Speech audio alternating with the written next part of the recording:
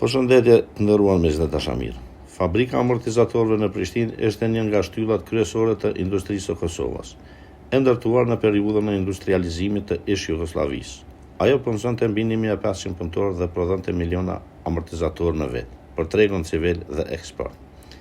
Përveç prodhimit automobilistik, fabrika kishte edhe kapacitete për prodhim teknik me përdorim ushtarak, si pjesë e industrisë strategjike të kohës.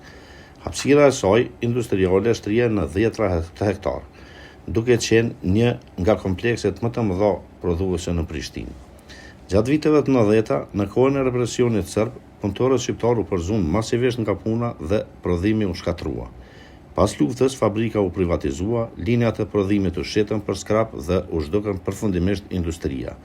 Sot në vend të fabrikës funksionon një kompleks biznesor me zyra, depo dhe kompani private, ndërsa një kapitull i rëndësishëm i historisë industriale të Kosovës mbeti vetëm kujtim.